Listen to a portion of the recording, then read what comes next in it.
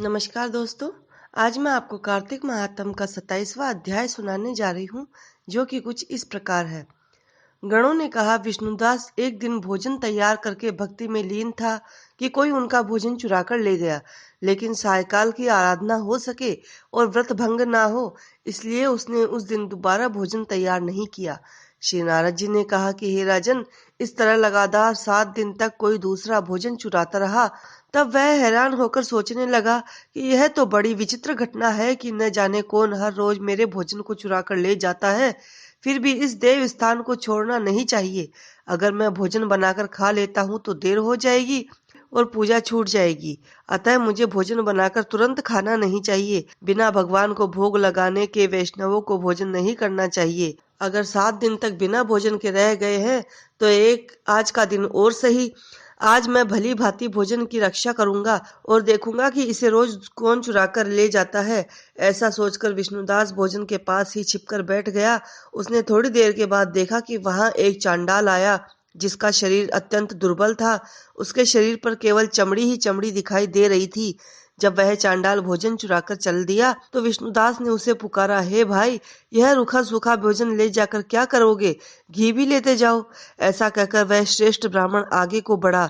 विष्णुदास को अपनी ओर आता देखकर वह चांडाल तेजी से दौड़ने लगा। वह ब्राह्मण से डर गया, लेकिन निर्बलता के कारण दौड़ भी तो न सकता था। अतः वह भूमि पर गिर पड़ा और मूर्छित हो गया। चांडाल को मूर्छित देखकर विष्णुदास लपक कर उसके पास पहुंचा और अपने वस्त्र से उसको हवा करने लगा। और इसके बाद उसने जो कुछ भी देखा, उसे देखकर वह आश्चर्यचकित रह गया। उसने देखा कि उसके सम्मुख शंख, चक्र, गदा, पद्म, पीतांबरधारी चतुर्भुजी रूप अलसी के फूल के समान वाले छाती में कौस्तुभ माला से सुशोभित साक्षात श्री भगवान विष्णु खड़े हैं।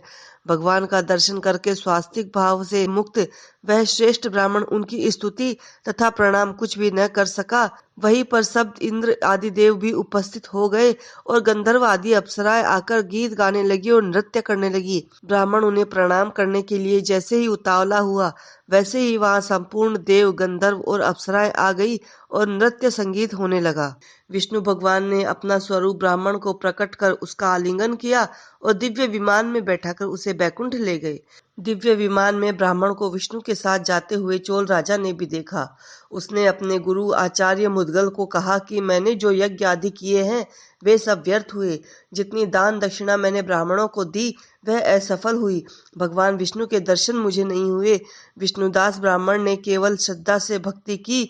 उसके प्रभाव से भगवान विष्णु ने उसको आकर दर्शन दिए। इसलिए भक्ति ही सर्वोपरि है। मुझे विष्णु भगवान के दर्शन के लिए राजकाज त्याग कर भक्ति करनी चाहिए।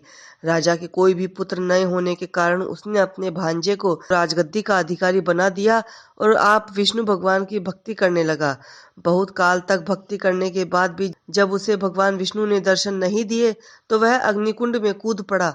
अग्नि में प्रकट होकर भगवान विष्णु ने राजा को गोदी में उठा लिया और कहा कि मैं तेरे त्याग और भक्ति से बहुत प्रसन्न हूँ। उसका आलिंगन करके उसको दिव्य विमान में अपने साथ बिठाकर बैकुंठ में ले गए। भगवान विष्णु ने अपने समान रूप वाले ब्राह्मण को पुण्यशील तथा राजा चोल को सुशील नाम देकर दोनों को अपना द्वारपाल बना लिया। तो भक्तों, यह था कार्तिक महात्म का 27वां अध्याय। अगली वीडियो में हम आपको सुनाएंगे कार्तिक महात्म का 28वां अध्याय, जिसे सुनने के लिए आप हमारे इस चैनल पर बने रहिए और हमारा ये वीडियो आपको कैसा लगा ये भी आप कमेंट्स करके हमें जरूर बताइएगा।